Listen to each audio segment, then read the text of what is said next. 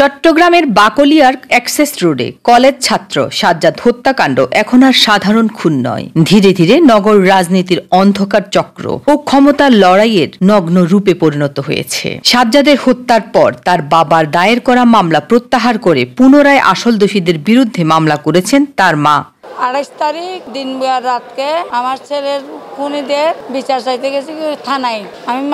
আমি বাদী হইতে গেছি। আমার ছেলে যখন আমার সাথে থাকে, আমার সাথে সবকিছু আমি লালন পালন করতেছি, তো আমার সামনে থেকে কে বা কারা নিছে, কার নাম বলে গেছে, এটা তো আমি জানি, আর কাউকে তো জানে না। তো আমি যখন গেছি আমাকে বলতেছে আন্টি সুদূর বুদুর কথা বলবে, আন্টিকে পাঠাই দাও, আন্টির মাথা ঠিক না। বৃহস্পতিবার আসানোর পর দিয়ে রাতের 11টা বাজে, রাতের 11টা বাজে এই জাকির বুলি নাম 6 নম্বর আসামি, জাকির বুলি নাম, ও 20 থেকে 25 জন মানুষ নিয়ে আমার বাসায় গেছে। আমি কেন মামলা করছি, একটা মামলার বদলে কি 2টা মামলা হয় কি না?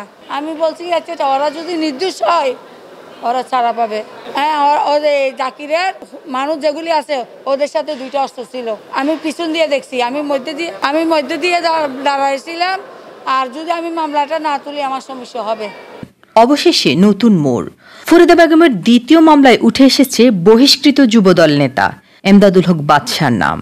শুধু বাদশা নয়, মামলার অন্তর্ভুক্ত হয়েছেন সাদ্দাম ও কানা জাবেদ সহ আরো কয়েকজন প্রভাবশালীর নাম। এদিকে বিধ্বস্ত এক মা ছেলের হত্যার বিচার চাইতে আদালতের দৌড়ে দৌড়ে ঘুরছেন, আর অন্যদিকে অভিযোগপ্রাপ্ত ব্যক্তিরাই তৈরি করেছেন নাটকীয় গণমাধ্যম শো, মানববন্ধনের ব্যানার, স্লোগান। মায়ের চেয়ে মাসির দরদ বেশি, এক্ষেত্রে সেটাই যেন হুবহু বাস্তব। কারণ ফরিদা বেগম নিজেই যখন আগের মামলা প্রত্যাহারের আবেদন করেছেন, অথচ নতুন মামলায় রীতিমতো কাঁপিয়ে দিয়েছেন বাদশা সাদ্দামের নাম, তখন শুরু হয় তাদের পক্ষের অস্থিরতা। আর সে অস্থিরতার প্রকাশ খোলামেলা হুমকি। নোংর নিউজ, চট্টগ্রাম।